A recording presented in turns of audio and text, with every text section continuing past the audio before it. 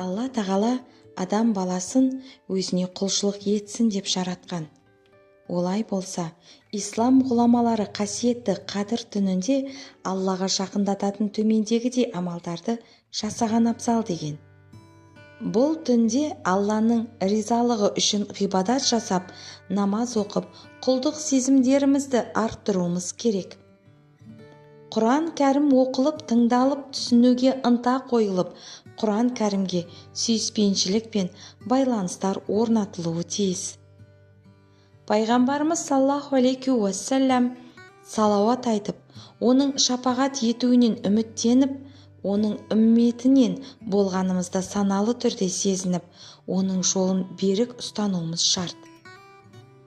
Уағыз насихат тыңдап, сұхбаттар құрып, күнделікті күйбең тіршілік барысында жүрекке түскен кірбіңді жуып шайып, көңілге ұялаған кір мен күмәннан арылуға тиістіміз. Қадір кешінің маңызына байланысты және қадір түніне қатысты жеткілікті мағлұмат беретін дін адамдарымен сұхбат құру керек. Әсіресе адам өз-өзімен сұхбаттасып, қателіктерін танып, кемшіліктерін жоюға күш салуға, адамдармен достық қарым-қатынасын күшейтуге, бірлік пен біртұтастықты арттыруға мән беруі тиіс.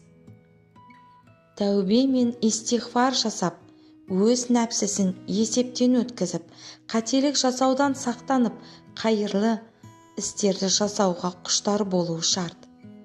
Алланы зікір етіп, ұлы жаратушының шексіз құдіреті мен жоқтан бар болған жаратылыстың сырларына ой жүгіртіп, Алланы еске алумен жүрекке тыныштық ұялатуға барынша әрекет жасап, иманымызды күшейтуіміз қажет.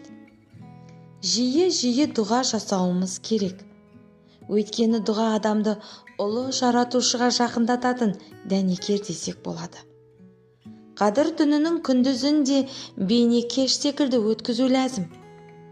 Осылай болған болса, мүбәрак түннің рухтарға төккен шұғыласы сіңімді болып, жүректің хақ төрінен орын алары сөзсіз. Бұл қадір түнінің құрметіне Раббымыздан бүкіл мұсылмандардың күнәларының кешірілуін тілеуіміз керек.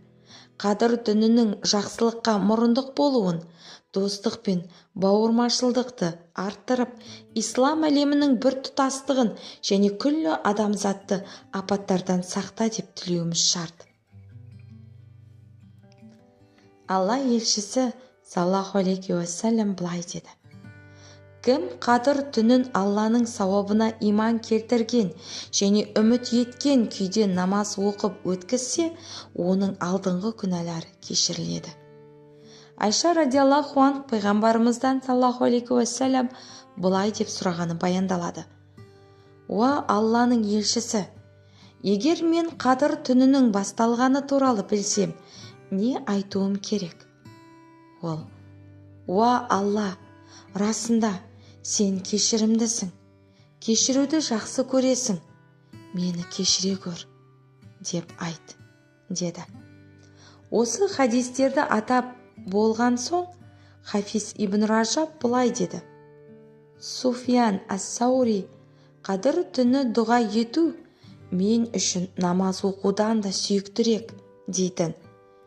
Суфиян ас-Сауридің айтпақшы болғаны, көп дұға ету дұғасы жиі айтылмайтын намаздан артық. Алайда егер адам намаздан кейін Құран оқып, дұға жасайтын болса, онда әрине бұл жақсырақ. Рамазан айында пайғамбар саллаллаху алейхи уассалам түнгі намаздарды оқығанда, Құранды мәнерлеп оқып, Алланың мейірімі мен кешірімі туралы аяттарына жеткен уақытта, Алладан мейірімділік пен мағфират жасауын тілейтін. Ал азап туралы аяттарды оқыса, жаратушы еден пана сұрайтын. Осылайша Алла елшісі саллаллаху алейхи уассалам намаз бен Құранды, дұға мен зікірді біріктіре отырып жасаған. Бұл Рамазан айының соңғы 10 түнінде және басқа түндері жасалатын ең жақсы әрі ең кемел іс болып табылады. Қадір түні Алла тағаланың қасиетті кітабы Құран кәрімнің алғашқы аяттары түскен күн. мұсылмандар бұл түнді ұйқысыз өткізіп 18 мың ғаламды, барша адамзатты, бүкіл тіршілікті жаратушы жалғыз Алладан тілек тілеген. Ендеше бүгін күнделікті күйбең тіршілік барысында жүрекке түскен кірбіңді жуып шайып, көңілге ұялаған көмескіліктен арылайық. Өз қателіктерімізді танып, кемшілігімізді жоюға күш салайық. Адамдармен достығымызды күшейтіп, бірлігіміз бен бір тұтастығымызды арттырайық. Күллі адамзатты апаттардан сақта деп тілейік. Алла тағала біздің жасаған игі тілектерімізді қабыл етсін. Амин.